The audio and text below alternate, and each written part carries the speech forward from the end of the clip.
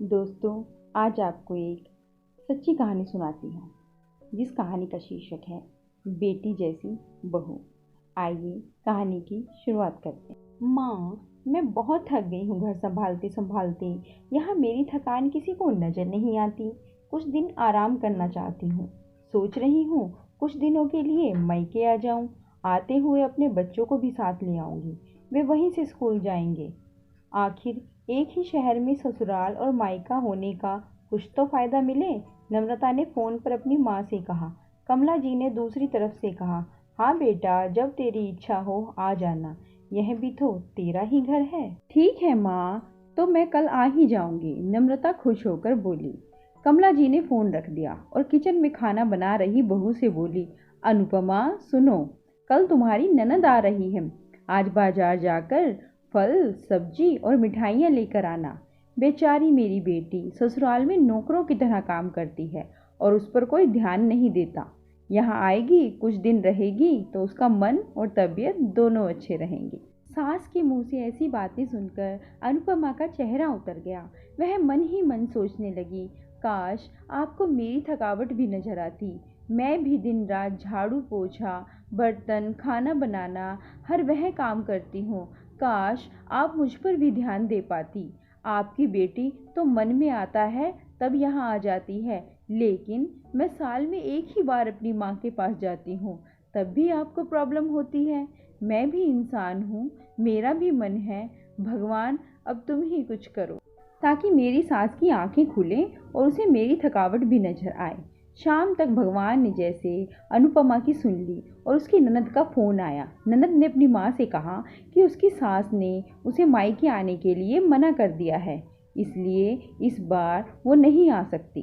कमला जी बोली, ऐसे कैसे मना कर दिया? इस बार भला क्या हो गया? लाओ मेरी बात कराओ, उन्हें मैं समझाती हूँ। नम्रता ने फोन अपनी सास को दिया। कमला जी ने कहा, नमस्कार समधन जी। समधन जी ने कहा, कहिए। दरअसल नम्रता कल त्योहार है, इसलिए अपने मायके आना चाहती है। अगर आप उसे भेज दें तो अच्छा रहेगा। नम्रता की सास ने कहा, देखिए समधन जी, आपकी बेटी मायके जाकर रहे, इस बात के लिए हमने उसे कभी नहीं रोका। कुछ दिनों पहले मैं अपने रिश्तेदार की शादी में गई थी। वहाँ आपकी बहू अनुपमा की माताजी से मिलने का मौका मिला।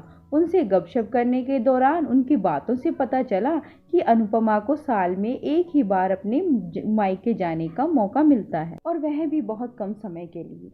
मुझे लगता है आपको अनुपमा को उसके मायके भेज देना चाहिए, और वह जब मायके होकर आएगी तो मैं नम्रता को आपके पास भेज दूंगी। एक बहुत ज़रूरी बात जो मुझे लगता है आपको समझ लेनी चाहिए कि आपको अपनी बहू को भी बेटी की तरह या बेटी से भी ज़्यादा प्यार देना चाहिए। उसे भी मायके जाने की इच्छा होती होगी। हो सकता है नम्रता के वहाँ आने से उसकी आवभगत करने के लिए आप उसे मायके नहीं भेजती होंगी, या फिर वह आपसे कुछ कहने से भी डरती हो। अगर आप उसको घर में ही कैद रखेंगी तो एक दिन ऐसा आएगा जब वह आपके खिलाफ बोलने लगेगी, फिर वह आपकी सुनेगी भी नहीं, और जब चाहे तब अपने मायके जाएगी। ऐसी परिस्थिति आए, इससे अच्छा है कि आप ही कुछ बदलाव अमल ले लें, जिससे आपका रिश्ता और रिश्ते की मिठास खराब ना हो। पार्वती को अपने समधन के हर एक शब्द में सच्चाई नजर आई। उन्हें महसूस हुआ कि उन्होंने अपनी बेटी के प्यार में अंधे होकर कभी भी अपनी बहू के मन का विचार नहीं किया। दूसरी तरफ नम्रता भी अपनी भाभी के बारे में सोच रही थी, इस बातचीत को सुन रही थी।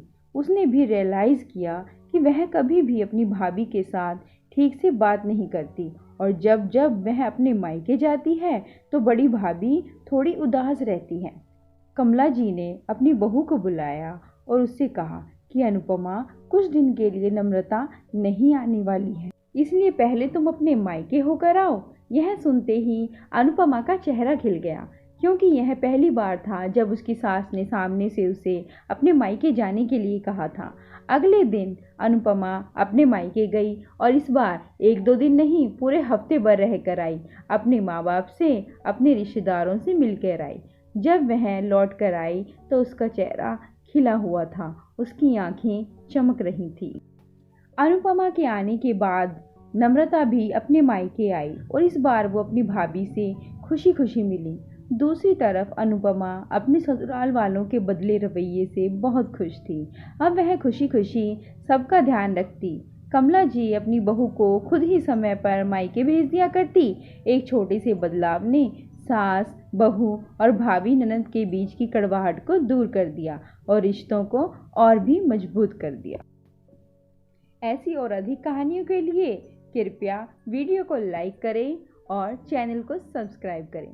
धन्यवाद।